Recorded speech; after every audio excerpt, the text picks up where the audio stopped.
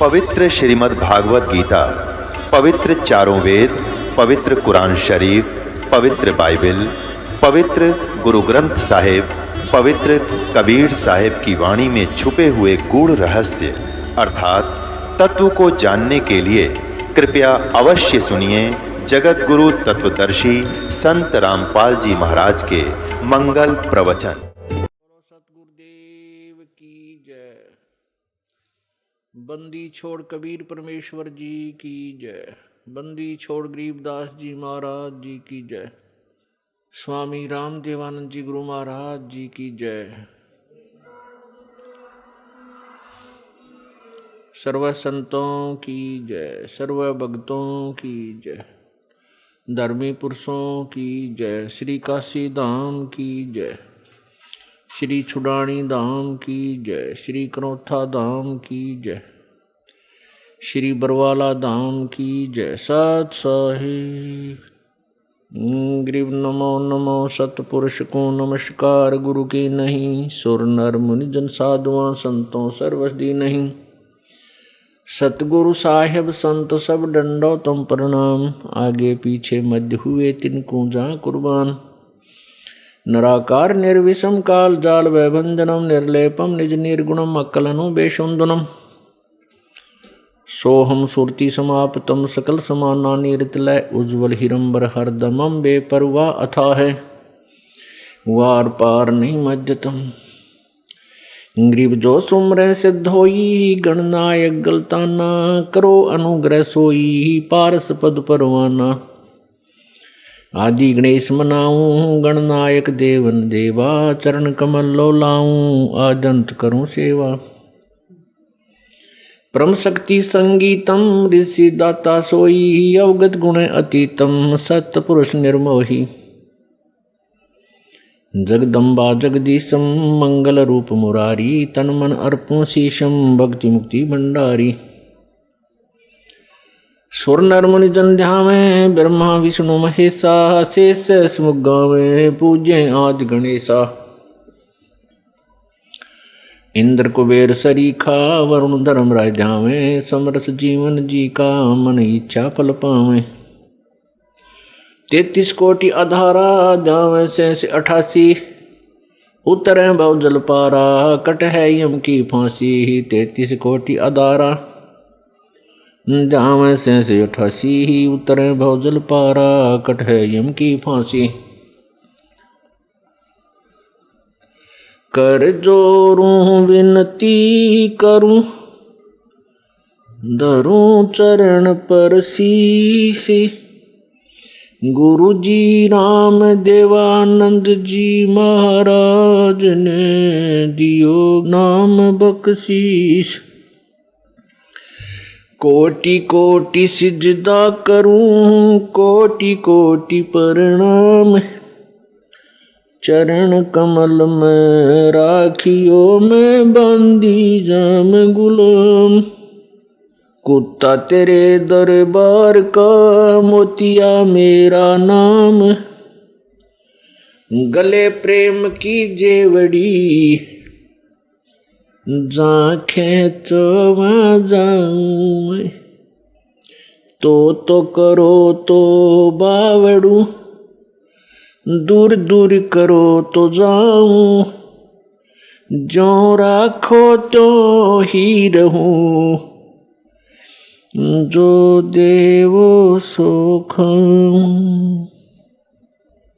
जय इब के सतगुरु मिले सब दुख आखो रोए। चरणों ऊपर शीश धरूं कहूं जो कहनी हो।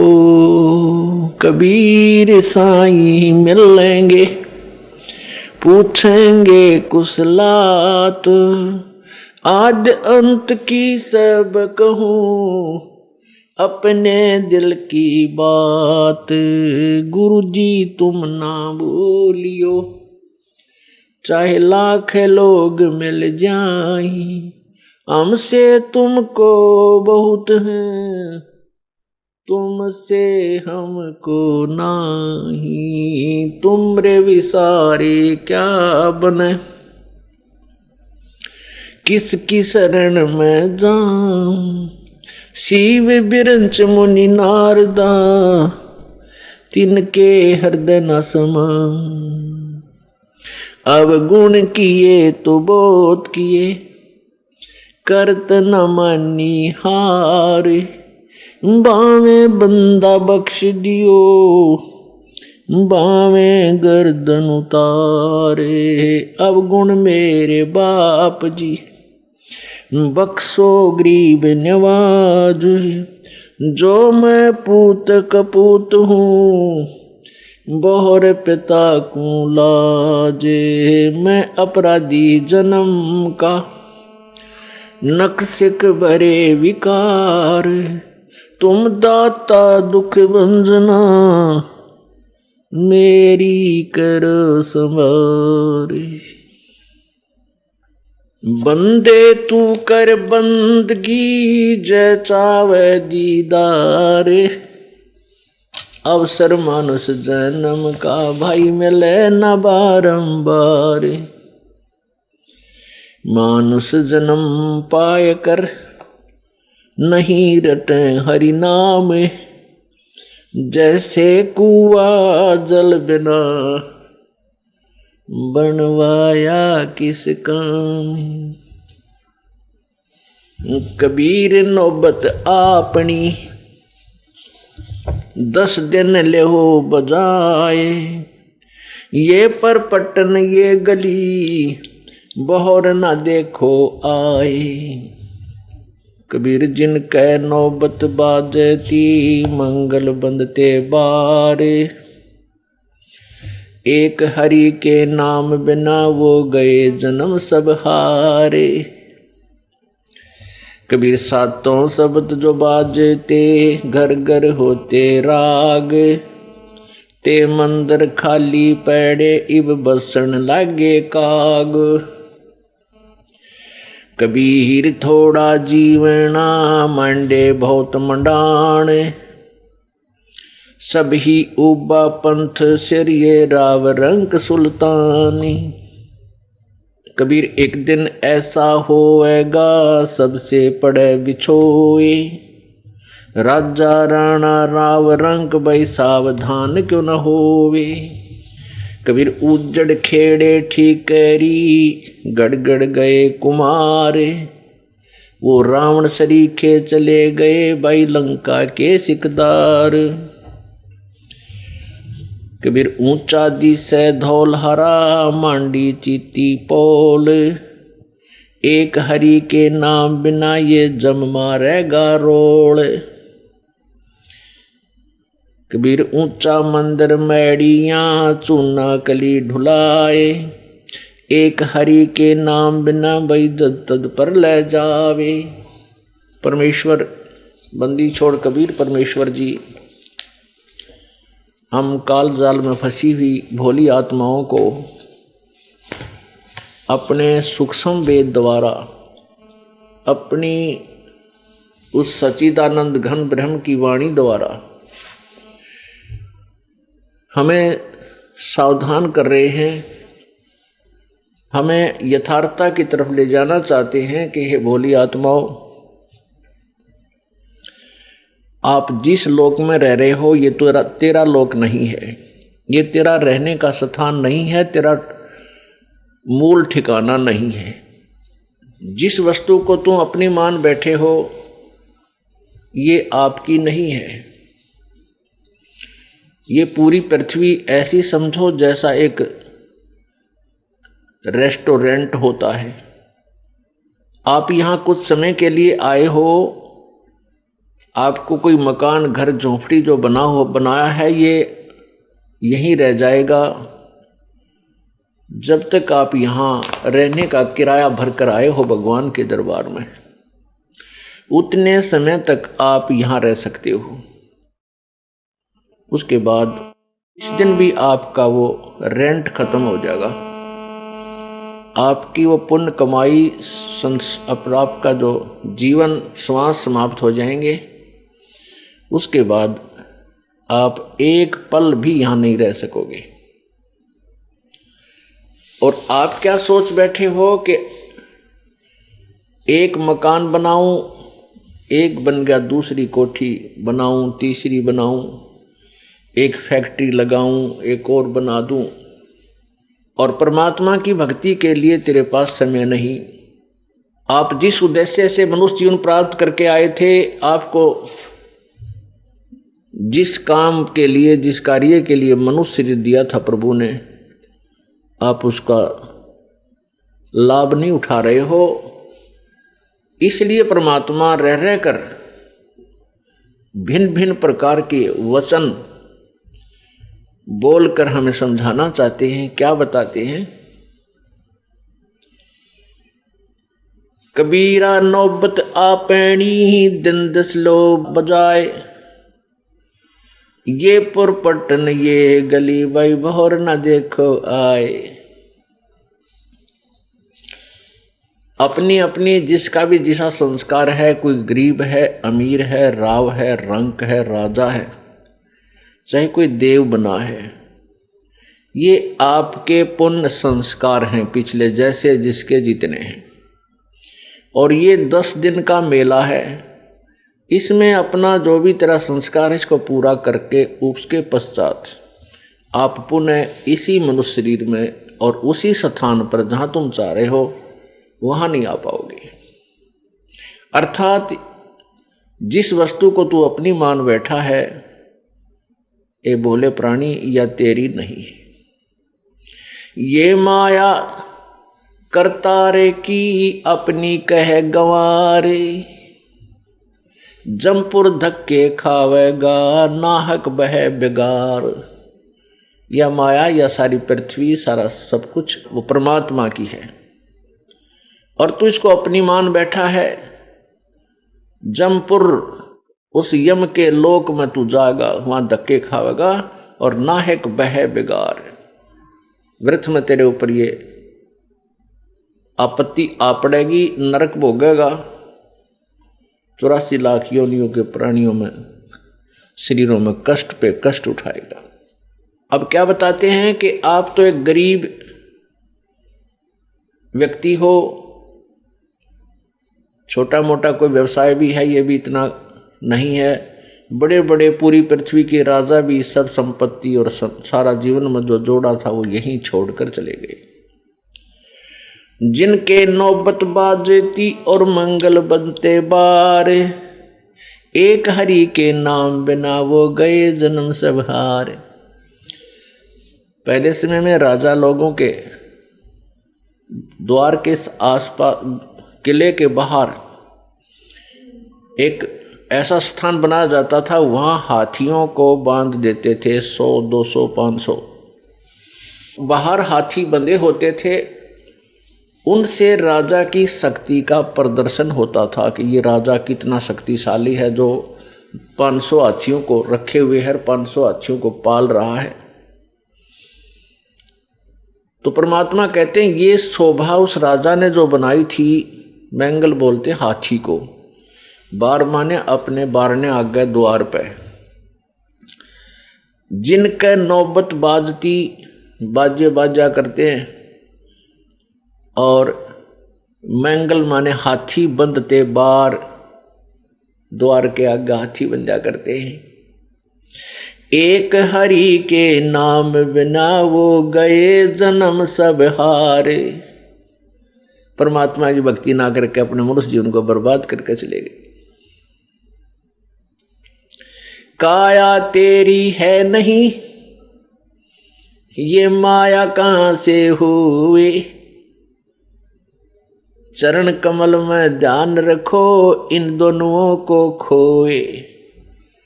जब तेरा शरीर ही नहीं है, तेरे साथ नहीं जाएगा, इसको यहीं अंतिम संस्कार कर दिया जाएगा। तो बोले प्राणी, इस माया को तू अपनी कैसे मान बैठा? इसका क्या समाधान बताते हैं? चरण कमल में ध्यान रख, इन दोनों ने खोए। यानी पर अपने गुरुदेव ने जो तुझे मार्ग बताया है आत्म कल्याण का, उसी के आदेश अनुसार अपना जीवन निर्वाह कर, जीवन सफर पर चल, फिर तेरा छुटकारा निश्चित हो जाएगा। सातों शब्द जो बाजते घर घर होते राग, वो मंदिर खाली पड़े इब बसन लगे काग। उन राजाओं के महलों में जहां पर बड़े मनोरंजन के कार्य हुआ करते थे, और आज वो मंदिर, वो महल खाली पड़े हैं, उनमें काग बोल रहे हैं। आपने देखा होगा जगह जगह गांव में, कुछ गांव में ऐसा है, कुछ नवाबों की पुरानी हवेलियां, महल खंडर हुए पड़े हैं। लाल किला जिसको बनाने में पांडवों ने कितना मेहनत किया था, वो कहाँ गए पांडव, और वो किला यही पड़ा है। कबीरा थोड़ा जीवना ये मांडे बहुत मंडान, सभी उबा पंथ सरिये राव रंग सुल्तान। परमेश्वर कहते हैं कि जीवन तो तेरा सीमित है, कोई 10 वर्ष जीवा है, कोई 20 वर्ष, कोई 50 वर्ष, कोई 5 वर्ष, कोई 60 वर्ष, कोई मैक्सिमम 100 वर्ष ला ले। आज जो बुजुर्ग माई और बाई 70-80 वर्ष के हो चुके हैं, उनसे बात करके देखो कि आपके जीवन का अनुभव बताइए। आपको आज 80 वर्ष पूरे हो चुके हैं, आपको कैसा लगता है? कितना समय लगता है आपको? वो कहता है ऐसा लगा है जैसे कल की बात है। 80 वर्ष ऐसे चले गए चुटकी में। और शेष कितने जीवन की आशा है? 20 वर्ष और, यानी 100 वर्ष मैक्सिमम मानकर चले। और आशाएं कितनी हैं? माल गाड़ी में नहीं चले, इतनी इच्छाएं अभी शेष है। क्या कहते हैं? आया बुढ़ापा बैरी, पड़ी परिवार में ममता गैरी। आया बुढ़ापा बैरी, पड़ी परिवार में ममता गैरी। पोता ब्यालो या मन में रैरी, हेली करवा जो खड़ी, रहेली करवा जो खड़ी। हेर नर दोख दोख लुट गया आगी अंत घड़ी। बुढ़ापे में क्या सोचा है बुजुर्ग? देखो पोता पोती हुए पाछे बच्चे सारा कमांड संभाल लेते हैं, और उसके पास कुछ नहीं रहता, केवल आशाएं इच्छाएं रह जाती हैं। तो क्या सोचता हो बूढ़ा कि भगवान पोता ब्याह लो, ये पोता मेरा ब्याह आ जाए मेरी आंखों के सामने, बस आनंद काया हो जाए, और एक हवेली बना दूं। वर्तमान के शब्दों में कोठी, एक कोठी और बना दूं, और उस बुढ़े की कोई सुने नहीं, ना बालक माने ना पोते सुने, पर उसकी अपनी वह सेक चिल्ली वाली कामना खत्म नहीं होती। तो जिसके पास भक्ति नहीं है, भगवान का नाम नहीं है, उसका बुढ़ापा उसके लिए दुश्मन, और जिसके पास भक्ति है उसके लिए उसका बुढ़ापा मित्र बन जाएगा। क्योंकि बच्चों को सलाह बड़े बुजुर्ग तब तक देते हैं जब तक वो खुद सोचन समझन योग्य नहीं होते। और ये भी हमें भगवान के तत्व ज्ञान से ये भी हमें पता चल जाता है कि इस बच्चे के भाग्य में जो है वही मिलेगा। ना तेरे चीचू करण तक वो कंपत्ति होगा, और ना ही किसी और तरीके से। हाँ, तरीका एक है कि ये बच्चा तेरे वाला यदि भगवान से जुड़ जावे तो परमात्मा फिर इसकी आपत्तियों को हल्का करने लग जाएगा। ऐसा हो जाता है तो उसका तो बुढ़ापा कति स्वर्ग बन गया।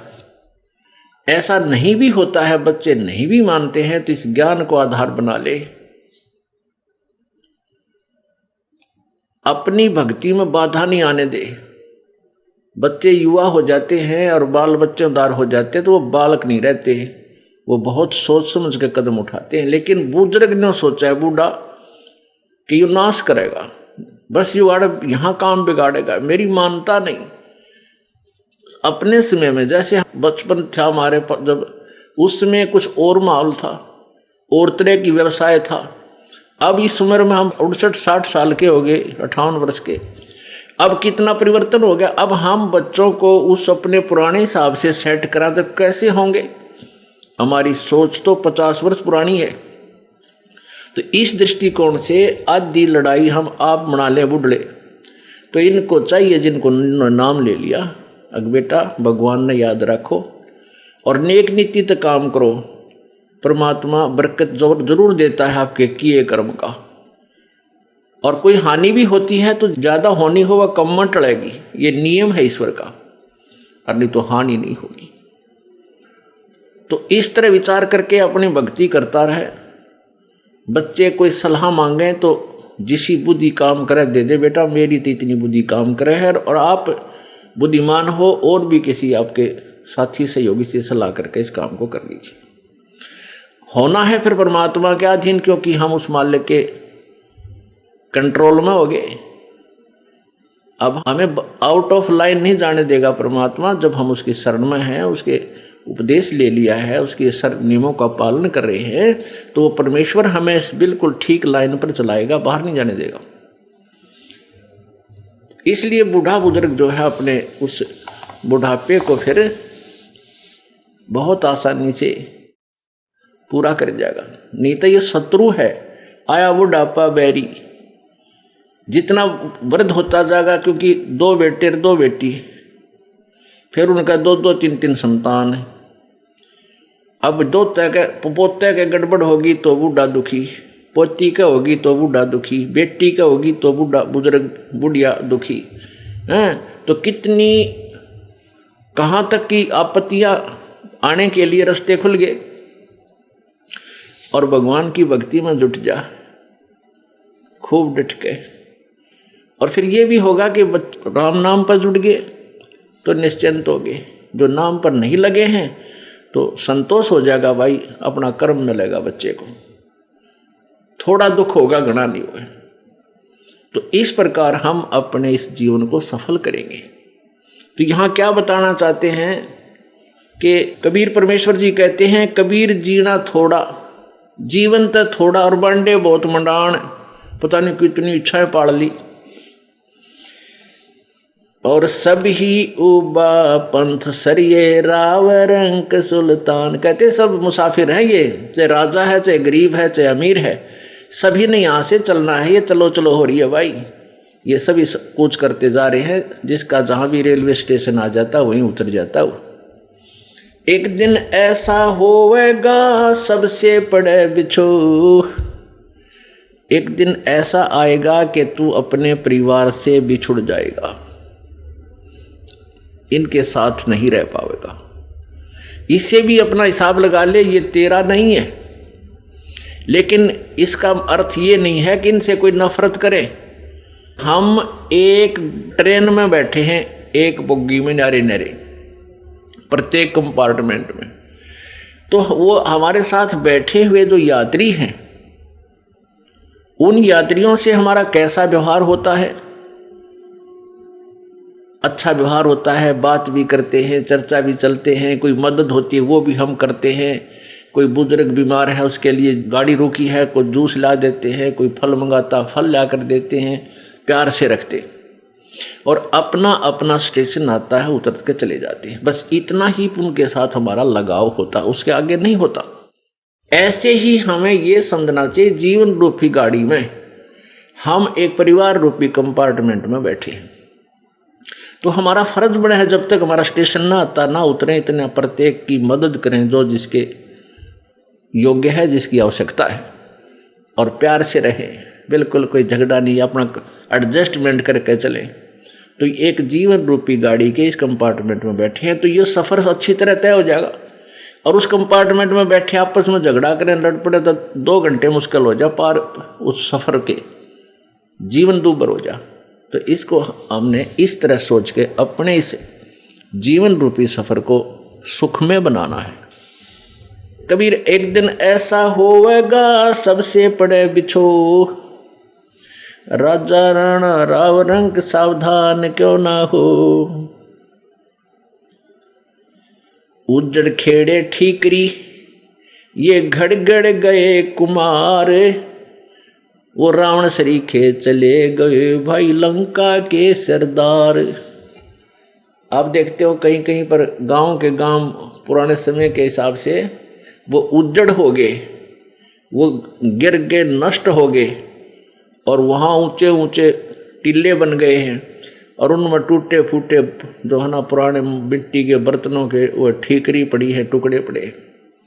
तो परमात्मा याद दिलाते हैं वो भी तुम्हारे तरह इन कोठी बनाए बैठे थे यहाँ पर, और आज उनका क्या हाल हो रहा, वो मकान ना वो सब कुछ नष्ट हो गया। तो ये तो अस्थाई सटे है आपका, यहाँ पर टेम्परेरी सटे है, अस्थाई आपका जो है ना पड़ाव है। और हमने अपने निज घर की तरफ प्रस्थान किया हुआ है। किन्होंने? जिनको मनुष्य जीवन मिल गया और साथ में ये यथार्थ मार्ग मिल गया, रास्ता मिल गया अपने घर का, तो उन्होंने अपना उद्देश्य यही रखना है कि हमने अपने घर जाना है। अस्थाई जहाँ भी हमने रुकना पड़ जाता है रात्रि में किसी शहर में, कोई धर्मशाला में, तो वो धर्मशाला ही होती है। तो ये हमारी एक धर्मशाला है। जैसे इस जीवन की धर्मशाला हमें ये क्षेत्र मिल गया, अपना ये घर है, लेकिन उद्देश्य क्या है कि हम घर जा रहे हैं, अपने सतलोक जाएंगे। ये तो धर्मशाला है, यानी एक होटल है, इसमें हम रुके हुए। इस तरह इस जीवन को आगे चलाना है। ये बिल्कुल ये बातें कहने सुनने की नहीं है, ये कर पाड़न की है। इनको अपनी पल्ला गांठ में बना लो, विशेष डायरी में नोट कर ले, और दूसरे तीसरे दिन एक बार पढ़ ले। कति शांत मनता है, नो नहीं नित्य नियम की तरह रेल सी बना कर पढ़ लिया, नहीं। इनको पढ़ने का तात्पर्य से जोर दे कि क्या क्या कह रखा भगवान ने, और फिर हम भूले नहीं उस उद्देश्य को जिसके लिए हम यहाँ आए हैं। ऊंचा दिस है धौलहरा मांडी चीती पोल, एक हरि के नाम बिना यो जम मारेगा रोल। रोल मारना माने धोखा देना। परमात्मा कहते हैं कि आप जी ने क्या किया, बढ़िया मकान बना लिया, बड़े सुंदर चित्रकारी कर दी, वेल प्लास्टर कर दिया, चिप्स बना लिया, मार्बल लगा दिया है, और इसने देख देख कर काख चौड़ी करके चलता है, कोठी वाला है। कहते हैं यो काल तेरी रोल मार रहा है, तुझे धोखा दे रहा है कि यह तेरी कोठी है, बोले आदमी भक्ति कर और पीछा छुटा ले। ये तो एक घोंसला है कुछ समय टाइम पास करने का। अब कैसे अपना मन कैसे बनावे, परमात्मा कहते हैं पक्षी घाला आलना तरवर छाया देख, गर्भ योनि के कारण मन में किया विवेक। कि एक पक्षी ने घोंसला बनाया, किस उद्देश्य से? कि उसमें बच्चे पैदा करूंगा, और जब वो बच्चे पैदा हो गए, अंडे हो गए, फिर वो बच्चे बन गए, घोंसला कीता वो आप सैर सपट्टे में। तो ये मकान क्या है? ये तो एक घोंसला है अपने इस भक्ति रूपी बच्चों को अपना पूरा करके यहां से चलेंगे। परमात्मा कहते हैं कि आपकी भावना कैसी होनी चाहिए इस मकान, घर, कोठी और यहाँ की संपत्ति में। जैसे पक्षी बन रम्या और संध्या ले विश्राम, प्रात समय उड़ जात है सो कहिए नी काम। जैसे पक्षी सारा दिन वन में मस्ती मारता है, इधर उधर दौड़ता है, फल फ्रूट खाता है, और शाम हो जाती है, संध्या हो जाती है, किसी वृक्ष पर बैठ जाता है और रात पूरी करी, सुबह उठकर चला जाता। उस वृक्ष से उसका कोई लिंक नहीं, रात रात काटनी थी। तो ये आपका एक जीवन जो है समझ लो एक रात्रि है। आपने यहाँ अपनी या रात पूरी करनी है, सुबह उठते ही। सुबह कब होगा? जब जीवन छूट जाएगा, तो फिर चले जाएंगे यहाँ इधर ध्यान नहीं रहेगा, हमारी इच्छा नहीं, इच्छा कब ना रहेगी? उस समय नहीं रहेगी जब हमें अपना अगले ठिकाने का 100% विश्वास हो जाएगा कि जो साधना जो भक्ति में कर रहा हूं ये मुझे वहां स्थान देगी। फिर इधर झांक कर नहीं देखेंगे चाहे 6 कोठी हो तेरी, इसमें इच्छा नहीं रहेगी। ये एक विधि है परमात्मा के पास जाने की, और जब तक इच्छा मरेगी नहीं पार तो नहीं हो सकते, लेकिन जैसी भक्ति आपने कर्म किए इनका फल अवश्य मिलेगा। तो वो फल जैसे आप भक्ति कर रहे हो ठीक ढंग से लगे भी हो और इच्छा मरी नहीं, अंत समय में या जैसे भी आप भावना जरूर रहेगी। ये तो पहले मर के देखना पड़ेगा हमने। कैसे मर के देखना पड़ेगा? जीवित मर के। जीवित कैसे मरना है? जैसे आप काम छोड़, आप यहां आते हो भक्ति परमात्मा की सत्संग सुनने के लिए, तो एक विचार बनावा मन में कि इस जीवन का सफर, इस जीवन का एंड, अंत ना जाने कहाँ हो जा। परमात्मा की वाणी है, कबीरा कहाँ गर्भियो ये काल गह कर केश, ना जाने कित मारेगा तुझे के घर के परदेश। इस बात ने याद रखे कि ना जाने ये काल तेरे बाल पकड़ के खींच कर ले जाएगा, और ना बेरा कित मारेगा परदेश में या घर मरेगा, नो बिना बेरा तेरी मृत्यु कहाँ होगी। अब बहुत से उदाहरण हैं, उनको याद करके डर लगना चाहिए भगत को। अभी ताजे ताजे उदाहरण बहुत हैं इस तरह की जो मृत्यु होती है। हरियाणा के 2 कैबिनेट मिनिस्टर थे अभी 4 वर्ष पहले, 4.5 वर्ष पहले, और शपथ लिया उन्हें भी मेरे ख्याल 10 से 5 दिन हुए थे, और बहुत पैसे वाले थे, और एक मिनिस्टर और उसकी क्या तमन्नाएं थी, एक ही हेलीकॉप्टर में दोनों की मृत्यु होगी। अब आगे क्या हुआ वो तो प्रभु जाने। उसके बाद अभी तुरंत मध्य प्रदेश के एक, वो आंध्र प्रदेश के मुख्यमंत्री जी हेलीकॉप्टर में पता नहीं कहाँ मृत्यु हुई, और 3 दिन के बाद उनकी के शव का पता लगा वो वहां पड़ा है। तो पुण्यात्माओं, इसको अब भक्तों को ये नो जीवित मरना पड़ेगा कि आप जब सत्संग या भक्ति की तरफ चलते हो, भगवान का भजन करना चाहते हो, तो जीवित मरना होगा। आप जब सत्संग की तरफ चलते हो, गुरुदेव के यहाँ आते हो 1 दिन 2 दिन के लिए, तो आपसे घर उस समय छूटेगा जब आप जीवित मर जाओगे। ये सोच लेना कि आज मैं मर गया और 2 दिन के लिए आपकी मृत्यु, मान लीजिए मृत्यु तो होनी है, ये तो अंडरस्टूड है, यूनिवर्सल ट्रूथ है, ये तो बिल्कुल सच्चाई है, मृत्यु होगी। और इसका ये भी नहीं पता कब हो जाए, और यदि भक्ति पूरी ना हुई, हम धर्म कर्म कोई बना नहीं, तो वो जीवन व्यर्थ गया, चाहे लाख वर्ष जी ले। तो ये सोच ले कि भाई आज मैं 2 दिन खातिर मर गया। अगर परमानेंट मर जावा, सदा के लिए मर गया, मृत्यु होगी, तो फिर कौन करेगा उस काम को जिसके लिए तो भक्ति नहीं छोड़ना चाहता। ये सोचता है कि मेरा कार्य बिगड़ जाएगा, मुझे हानि हो जाएगी, और परमानेंट मर गया, फिर क्या होगा?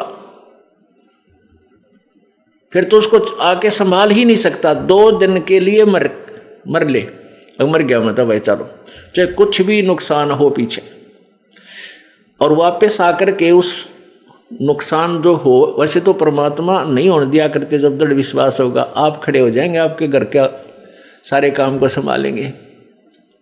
परंतु आप ये सोच कर चलो कि आज मेरी मृत्यु होगी, 2 दिन मर गया मैं, 3 दिन के लिए मर गया, तो वापस आकर कम से कम उस बिगड़े हुए ने फिर ठीक तो कर लेंगे, और फिर साथ भगवान की पावर होगी, भगवान की शक्ति हमारे साथ होगी, तो वो और शीघ्र ठीक होगा।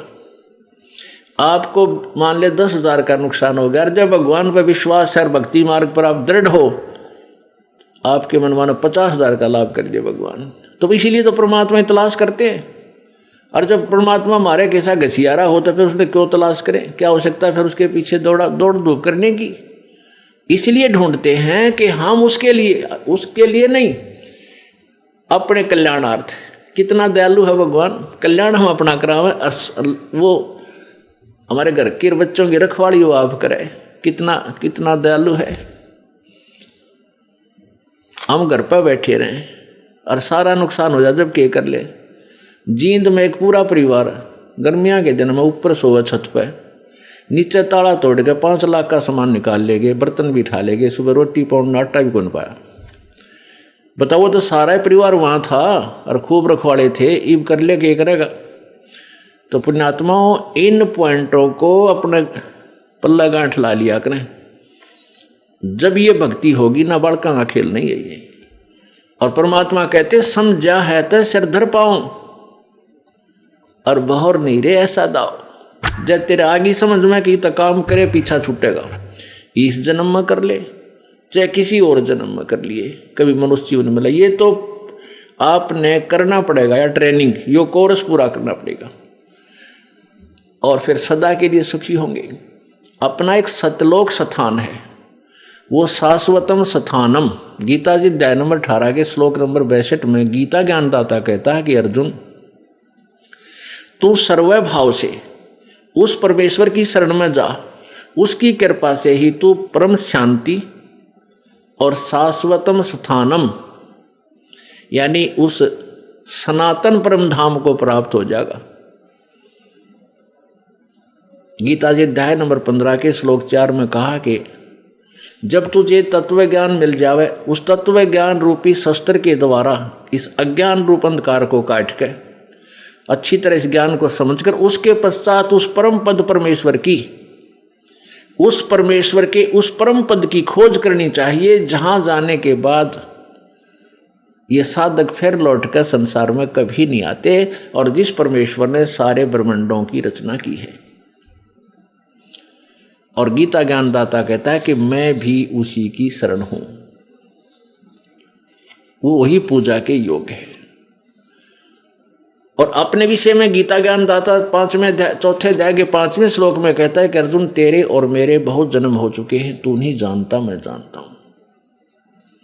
गीता अध्याय नंबर 2 के श्लोक 12 में कहा कि अर्जुन, ये मत समझ कि ये राजा लोग तू और हम अभी वर्तमान में हैं, अब हम पहले भी जो जन्मे थे और आगे भी होंगे। इससे सिद्ध है कि गीता ज्ञान दाता वो स्वयं भी नाशवान है, जन्म मृत्यु होती है। गीता जी अध्याय नंबर 4 के श्लोक नंबर 9 में गीता ज्ञान दाता कहता है कि मेरे जन्म और कर्म दिव्य हैं, अलौकिक हैं। जन्म तो होता है लेकिन वो कुछ अलौकिक है। और गीता जी अध्याय नंबर 10 के श्लोक नंबर 2 में गीता ज्ञानदाता ब्रह्म अर्थात काल बोल रहा है श्री कृष्ण जी के शरीर में। वो कहता है कि मेरे जन्म को, मेरी उत्पत्ति को ना ऋषि जन जानते, ना ये देवता जानते, ना ये सिद्ध जानते, क्योंकि ये सब मेरे से ही उत्पन्न हुए। अब विशेषद हो गया कि गीता ज्ञानदाता का जन्म तो हुआ है, लेकिन ये ब्रह्मा विष्णु महेश आदि देवता और ऋषि नहीं जानते, क्योंकि ये इसकी संतान है। अब पिता की उत्पत्ति को संतान नहीं बता सकता, दादाजी बतावे, उसकी डेट ऑफ बर्थ भी बता देगा। ऐसे ही पूर्ण परमेश्वर परम अक्षर ब्रह्म कबीर भगवान ने आकर के इस काल भगवान की ब्रह्म की उत्पत्ति, इसका डेट ऑफ बर्थ भी बता रखा है हमारे को। तो कहने का भाव ये है कि उस परमात्मा की भक्ति से हम सतलोक जाएंगे। वहां जाने के बाद फिर हमारा कभी जन्म मृत्यु नहीं होगा, वहां परम शांति, वहां कोई दुख नहीं। यहां से तो हमारी टिकट कटेगी, ये तो फाइनल है। इसलिए हमने मरना तो है, लेकिन मरने के बाद कहां जाना है ये इच्छा प्रबल हो जानी चाहिए। अब वो उमंग, वो हिलोर उठे अंदर से, जैसे कबीर परमेश्वर जी की कृपा से आदरणीय गरीबदास साहिब जी उस सतलोक को आंखां देख कर आए थे। और उसके बाद उनको इतनी उमंग भर गई थी उस स्थान को देखकर कि वाह वाह अमरपुर जाऊंगा, वाह वाह अमरपुर जाऊंगा। जैसे बालक के चाचा डाक रहे, वाह मामा का जाऊंगा, मामा का जाऊंगा, नानक का जाऊंगा। तो ऐसी उमंग भर जानी चाहिए हमारे अंदर के सचमुच वहां इतना सुख होगा। अब जैसे पुण्यात्मा हो, जब आप भक्ति कर रहे हो, पुण्यदान कर रहे हो, तो मृत्यु होगी, धोखा सा ना लगे। मृत्यु तो होगी, जबरदस्ती होगी, ना चाहोगे तो भी होगी। लेकिन उस समय ये बात याद आ जाएगी कि खाली ना चले, कुछ तो बना भगवान। जैसे बच्चा विद्यार्थी सारा वर्ष पढ़ता है, तैयारी करता है, एग्जाम आ जाते हैं तो घना ना डरता हो। और जिसने किताब बैठा गया ना देखी मस्ती मारता है इंडिया, वो तो कांपन लग जाए, कुछ ना लिखा हुआ याद होगा वो भी भूल जाता है।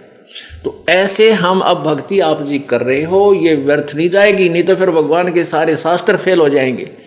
लेकिन यदि आप मर्यादा में रहते हुए सद्भक्ति करते रहोगे तो ये पर फल आपको मिलेगा जो परमात्मा ने बता रखा है, इसको कोई टाल नहीं सकता। इस तरह अपने दृढ़ विश्वास करके इस मार्ग पर लगना है। संसार कुछ भी कहे, वो तो जनता बोली, उसको पता नहीं, ज्ञान नहीं, वो तो आपके विषय में कुछ भी बोल सकते हैं। ना उनका दुख माने और ना उनका कहने तक अपने मार्ग से विचलित हो।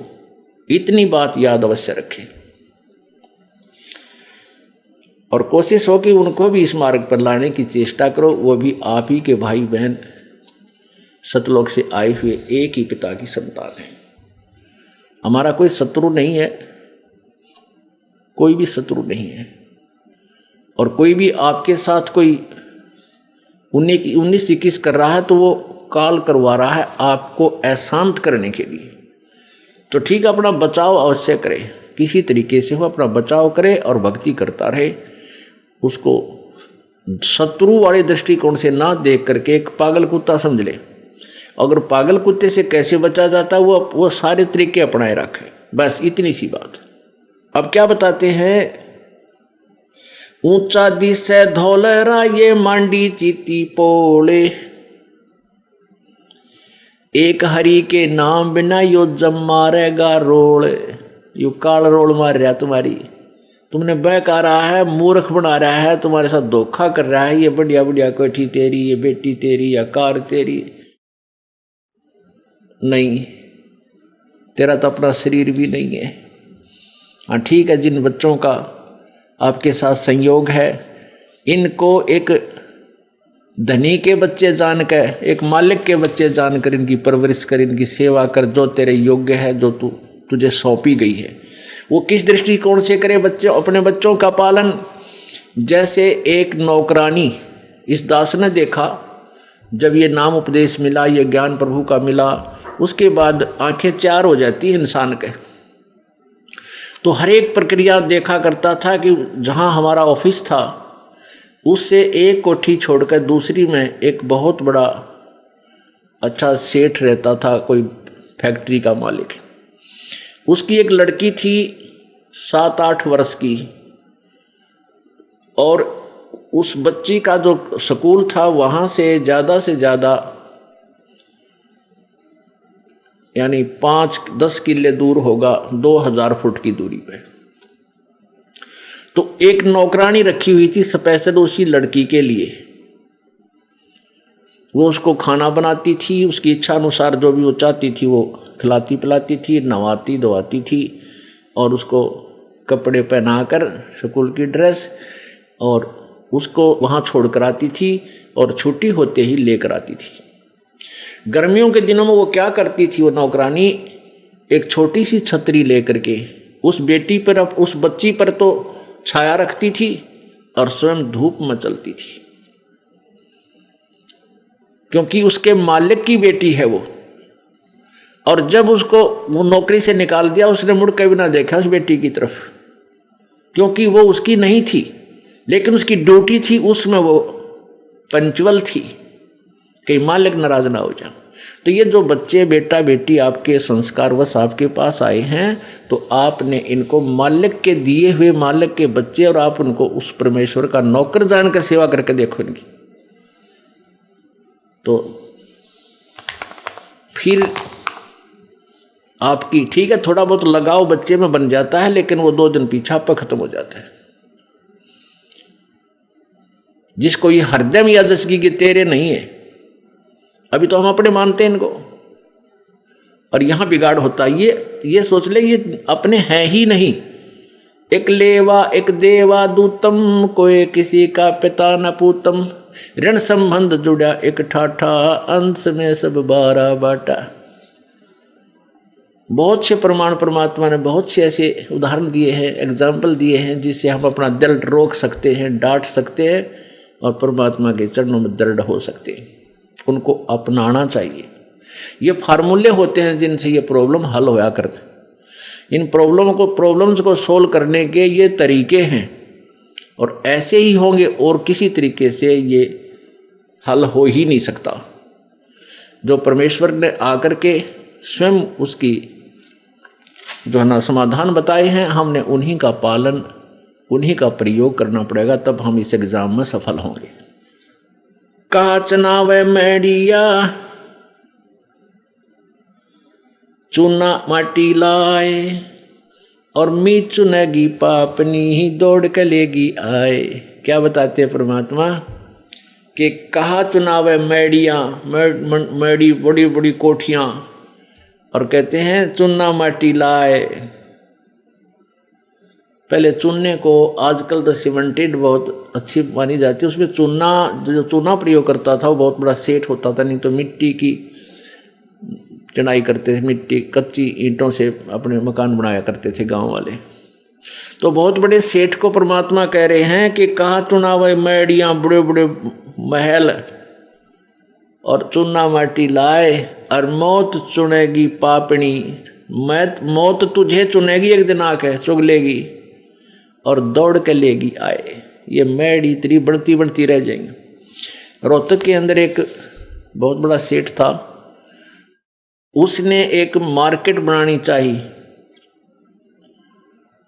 मार्केट उसका अपना पुराना सा कुछ स्थान था, उसको फोड़ फाड़ के एक मार्केट बनानी शुरू की। जैसे वहाँ काफ़ी मार्केट बन जाती, ऊपर नीचे उसमें दुकानें निकालने लगा,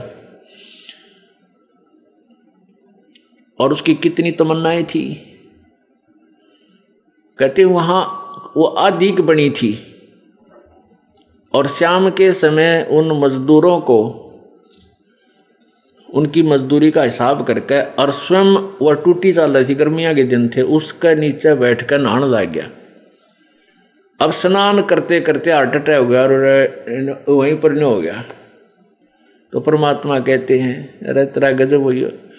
ठीक है, वो तो दिन आना था, पर जो कुछ और भी करने के लिए संदेश दिया मालिक ने 100 बार, वो क्यों नहीं किया? अब वो ना वह कोई वो कोई और प्रयोग करेगा, उसका तो काम नहीं आई। ठीक है, भक्ति भी करता रहता और वो जो भी काम था उसको भी साथ लगा रहता, दोनों काम करता। वो कब करता? जब पूर्ण संत की, देखो अधूरे संत, नकली संतों से भी लाभ नहीं होता, और गलत साधना से भी जीव सफल नहीं हो सकता, जीवन सफल नहीं हो सकता, ना भक्ति सफल हो सकती। तो पुण्यात्माओं, भक्ति मार्ग के अंदर वर्तमान में पूरा विश्व बिल्कुल बालक जैसा है, चाहे वो संत कलाम हैं, चाहे मैं ऋषि की पदवी पा रहे हैं बोली आत्माओं में, और चाहे वो मंडलेश्वर कहलाते हैं, जगत गुरु की पदवी आप पर लिखवा रहे हैं। किसी को भी ABC कह भी नहीं पता भक्ति मार्ग का। इस बात को सुनकर प्रत्येक आदमी जो प्रथम बार सुनता है इस दास के इन वचनों को, वो मन में बहुत से दोष पैदा कर लेता है। वो सोचता है कि ये अपने आप को पता नहीं क्या समझता है, बड़ा अभिमानी है, अपने आप को रामपाल पता नहीं क्या बनाए बैठा है। नहीं, इस दास का ना तो यो कोई खानदानी प्रोफेशन था, अग भाई हमारे दादे परदादे इस काम पर लग रहे थे। नहीं, एक किसान परिवार में जन्म था इस दास का, और 2 रोटी परमात्मा ने बढ़िया दे रखी थी, जूनियर इंजीनियर की नौकरी थी। परमात्मा ने ना जाने किस प्रकार अनहोनी की है, या इस दास को वो खजाना दे दिया जिसकी पूरे विश्व को आवश्यकता है, और इसके अतिरिक्त कोई अल्टरनेट नहीं, जीव सुखी हो जाए या वो कोई धनवान हो सके, कोई तरीका नहीं। हाँ, बेईमाना, चोरी, ठगी, ये तरीके समाज ने अपना लिए हैं धनी होने के, लेकिन इनसे कभी धनी नहीं हो सकता, ना शांति हो सकती। तो उस शांति को प्राप्त करने के लिए जैसा कि प्रसंग चल रहा था कि न तो गीता ज्ञानदाता स्थायी है, न उसकी जीवन मृत्यु समाप्त हुई है, और न ब्रह्मा विष्णु महेश और अन्य देवता, क्योंकि ये उसी के अंतर्गत हैं, उनको भी नहीं ज्ञान है यथार्थ भक्ति मार्ग का, इसलिए वो भी शाश्वत स्थान को प्राप्त नहीं कर सकते। और इस दास को ज्ञान हुआ उस परम अक्षर ब्रह्म का, पूर्ण परमात्मा की भक्ति का। इस दास के बताए हुए मार्ग से वो परमात्मा प्राप्ति हो सकती है, और कोई तरीका नहीं इस विश्व में नहीं है। इसको चाहे अभिमान सोच लो या कति यथार्थ और सच्चाई मान लेना। हाँ, ये कुछ दिन के बाद आप फिर बाद में पश्चाताप किया करोगे कि सचमुच वो सत्य कहा करते थे। अब एक थोड़ी सी झलक आपको दिखाएंगे कि ब्रह्मा विष्णु महेश और देवताओं को कितना ज्ञान था, ऋषि और महर्षि को कितना ज्ञान था, और उनको उनका ज्ञान ऐसा है तो उनको समाधान वो शाश्वत स्थान उनको मिला कैसे होगा, नहीं मिला होगा, इसलिए वो काल के जाल में रहे हैं और हैं। उसके लिए आपको एक छोटा सा प्रमाण देते हैं, श्री देवी भागवत महापुराण क्लियर कर देगी। पुण्यात्माओं, प्रत्येक बार प्रत्येक सत्संग में 10, 20, 50, 100 भक्त ऐसे होते हैं जो प्रथम या दूसरी या तीसरी या चौथी बार आए हैं, और उनको ये प्रकरण रह रहकर सुना जाना अति आवश्यक है कि ताकि उनको ये कंसेप्ट क्लियर हो जा कि वे ब्रह्मा विष्णु महेश को ज्ञान नहीं था। हाँ, बिल्कुल नहीं था। भक्ति मार्ग का उनको कोई ज्ञान नहीं है, था कि है भी नहीं अभी तक। अब उनका ब्रह्मा विष्णु महेश जी की हमने कहाँ से महिमाएं सुनी? पुराणों से, और उन्हीं पुराणों से ही किसी ने हमें सुना के मैं पुराणों से बता रहा हूँ। अजरो अमर हैं, सर्वेश्वर हैं, महेश्वर हैं, मृत्युंजय हैं, कोई माता पिता नहीं ब्रह्मा विष्णु महेश जी की। और आज उन्हीं पुराणों में हम आंखों पढ़ रहे हैं, उनमें लिखा है कि ये तो नासवान है, इनके माता पिता हैं, इनकी जन्म मृत्यु होती है, और इनको भक्ति मार्ग का कोई ज्ञान नहीं था। ऋषि में ऋषि और इन जगत गुरुओं को कहाँ से होगा जो उन्हीं की पूजा कर रहे हैं? ये अंडरस्टूड है, अपने आप समझा जा सकता है। उसके लिए देखिएगा श्रीमद् देवी भागवत। पहले तो ये देखिए कि ब्रह्मा विष्णु महेश अजर अमर हैं या नासवान हैं, ये दिखाते हैं श्रीमद् देवी भागवत। ये देखिएगा श्रीमद् देवी भागवत,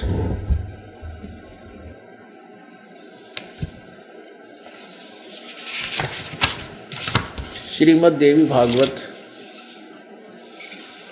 संपादक है हनुमान प्रसाद पोदार चिमन लाल गोस्वामी। कहाँ से प्रकाशित है? प्रकाशक एवं मुद्रक हैं गीता प्रेस गोरखपुर, गोविंद भवन कार्यालय कोलकाता का संस्थान।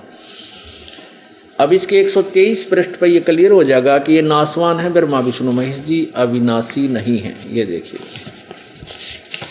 तीसरा स्कंद, ये है स्कंद तीसरा, और संक्षिप्त देवी भागवत। इसके प्रश्न नंबर 123 पर यहाँ क्या लिखा है? तुम शुद्ध स्वरूपा हो, तुम शुद्ध स्वरूपा हो, यह संसार तुम ही से उद्भासित हो रहा है। विष्णु जी कह रहे हैं मैं ब्रह्मा और शंकर आम सभी तुम्हारी कृपा से विद्यमान हैं। हमारा आविर्भाव अर्थात जन्म और तिरोभाव अर्थात मृत्यु होता है। हमारा तो जन्म और मृत्यु हुआ करता है, केवल तुम ही नित्य हो, जगत जननी हो, प्रकृति और सनातनी देवी हो। भगवान शंकर बोले, देवी यदि महाभाग विष्णु तुम्ही से प्रकट हुए हैं तो उनके बाद उत्पन्न होने वाले ब्रह्मा भी तुम्हारे बालक हुए। फिर मैं तमोगुणी लीला करने वाला शंकर क्या तुम्हारी संतान नहीं हुआ? अर्थात मुझे भी उत्पन्न करने वाली तुम ही हो। देवी संपूर्ण संसार की सृष्टि करने में तुम बड़ी चतुर हो। इस संसार की सृष्टि स्थिति और संहार में तुम्हारे गुण सदा समर्थ हैं। उन्हीं तीनों गुणों से उत्पन्न हम, शंकर जी कह रहे हम ब्रह्मा विष्णु एवं शंकर नियमानुसार कार्य में तत्पर रहते हैं। अब इस उल्लेख से श्रीमद् देवी भागवत यानी दुर्गा पुराण के इस 123 पृष्ठ यानी तीसरे स्कंद में ये स्पष्ट हो गया। इसने 3 कंसेप्ट क्लियर कर दिए। एक तो श्री ब्रह्मा विष्णु महेश जी की जन्म मृत्यु होती है, ये अविनाशी नहीं है। दूसरा ये हो गया कि रजगुण ब्रह्मा है, सतगुण विष्णु, तमगुण शिव जी। ये एक ये रजगुण है, ये गुण युक्त है। रजगुण ब्रह्मा, सतगुण विष्णु, तमगुण शिव जी, और ये दुर्गा से उत्पन्न हुए, दुर्गा के बेटे हैं। अब जो प्रसंग था कि ब्रह्मा विष्णु महेश जी को आध्यात्मिक ज्ञान नहीं था, यानी तत्व ज्ञान नहीं था, वेद ज्ञान नहीं था, इसका प्रमाण आपको दिखाते। और न ही इन ऋषियों, महर्षियों और ब्राह्मणों को था, सतयुग में ही नहीं था, तो अब कलयुगी ऋषि महर्षि जगत गुरुओं को कहां से ज्ञान होगा? ये देवी पुराण स्पष्ट कर देगी। ये देखिएगा, श्री देवी पुराण, ये वही श्रीमद् देवी भागवत है, यानी दुर्गा पुराण, गीता प्रेस गोरखपुर से प्रकाशित है। इसके वही हनुमान प्रसाद पोदार और चिमनलाल गोस्वामी, ये इनके संपादक हैं। ये वही गीता प्रेस गोरखपुर से प्रकाशित है। प्रकाशक एवं मुद्रक हैं गीता प्रेस गोरखपुर, गोविंद भवन कार्यालय, कोलकाता का संस्थान। अब इसके 28 पृष्ठ पर हम देखते हैं, ब्रह्मा विष्णु नारद और व्यास जी, इन सब के ज्ञान का, इनको कितना ज्ञान था ये स्पष्ट हो जाएगा। ये देखिएगा, यह है प्रथम स्कंद, पहला स्कंद और पृष्ठ नंबर 28। यहां देखिएगा,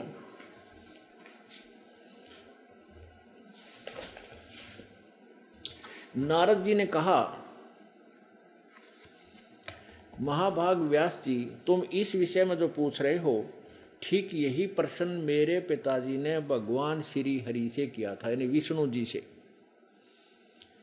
देवाधिदेव भगवान जगत के स्वामी हैं, लक्ष्मी जी उनकी सेवा में उपस्थित रहती हैं, दिव्य कौस्तुमणि उनकी शोभा बढ़ाती है, वे शंख चक्र गदा लिए रहते हैं, पीताम्बर धारण करते हैं, 4 भुजाएं हैं, वक्ष स्थल पर श्री वत्स का चिन्ह चमकता रहता है, वे सरासर जगत के आश्रय दाता हैं।